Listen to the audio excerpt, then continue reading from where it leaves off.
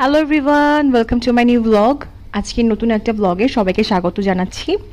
আমি আজকে একটু দেরিতে ব্লগ শ্যুট করছি, কারণ সকালে উঠে আমি অলরেডি ম্যাথ করছিলাম, but in the meantime আমার মনে পড়লো যে let's go and shoot a blog. So তার জন্য আমার একটু দেরি হয়ে গেল। আমি সকাল উঠে এক কাপ চা খাই, তারপরে আমি ম্যাথ করি 2 ঘন্টা 2.5 ঘন্টার মতো ম্যাথ করে তারপরে আমি অন্য কোনো সাবজেক্ট পড়ি। ইংলিশে বেশি পড়ি, বাট আজকে বাংলা পড়ছিলাম।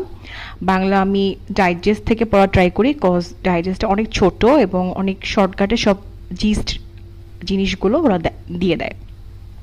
আর এমনি একটা বেসিক বইও আছে, সেটা হচ্ছে অগ্রদূত বাংলা। এটা সবার কাছে আছে, হয়তো অনেকে অভিযাত্রী পড়ে, অনেকে অগ্রদূত পড়ে।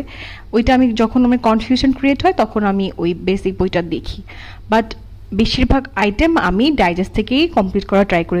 এতে মনে রাখতে অনেক সুবিধা হয়।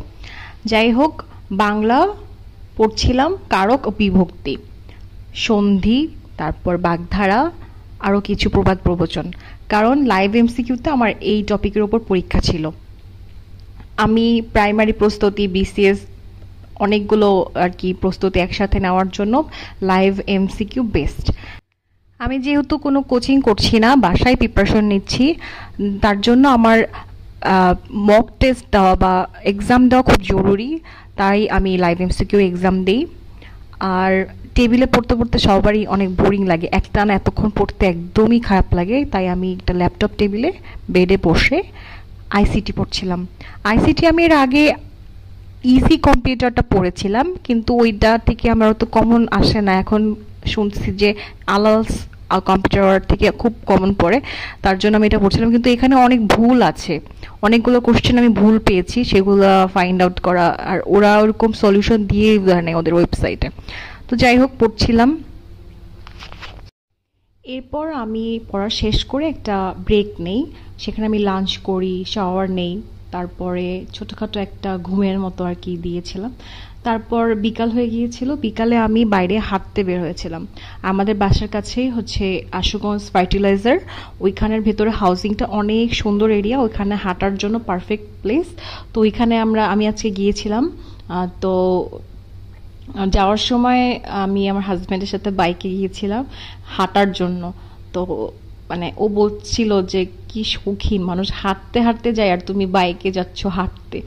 তো একটা ছোট্ট ক্লিপ, যে এত সুন্দর একটা স্পেস, এখানে নিঃশ্বাসটা নিতেও ভাল লাগে, কারণ অনেক গাছপালা আর একদম নিস্তব্ধ একটা জায়গা, খুবই ভালো লাগে এখানে হাঁটতে এবং ঘুরতে। তো এই জন্যই মাঝে মাঝে এখানে যাই, তার জন্য আপনাদের একটু দেখালাম জায়গাটা। অনেকেই হয়তো জানেন আশুগঞ্জ ফার্টিলাইজার একটা আছে, এটা হচ্ছে বিসিআইসির একটা কলকারখানার একটা বিসিআইসির মূলত এখন 11টা কি ফার্টিলাইজার কোম্পানি চালু আছে, তার মধ্যে এটা একটা। তো বাসায় এসে আবার আমি পড়াশোনা করলাম। তো ইংলিশ পড়ছিলাম, এখন হচ্ছে সিনোনিমস অ্যান্টোনিমস পড়ছিলাম। আজকে আমার টার্গেট হলো কিছু তো আমি আগেই পড়েছি, আর আজকে হচ্ছে আমার 250টা সিনোনিমস অ্যান্টোনিমস পর্যন্ত আজকে পড়ার টার্গেট ছিল। তো এটা ফিল আপ করবো। অলরেডি সন্ধ্যা হয়ে রাত হয়ে যাচ্ছে, মানে অলমোস্ট 6টা বাজে। এখন তো অনেক আগেই আর কি সূর্য ডুবে যায়, শীত আসছে আসছে ভাব। তো ইংলিশটা এখন পড়বো।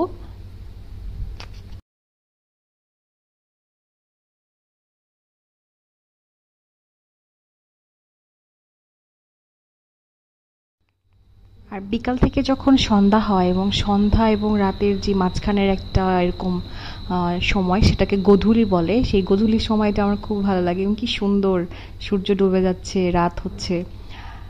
তো আর তারপরে আমি একটু মিট বক্স টাইপের একটা রেসিপি বানানোর ট্রাই করছিলাম নিজের জন্য এবং ওর জন্য।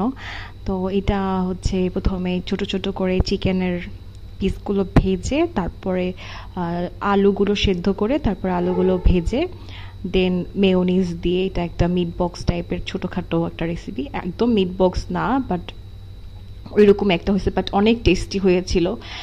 স্পেশালি এখানকার এটার মধ্যে টেস্ট ইনহ্যান্স করা হচ্ছে মেয়োনিজটা।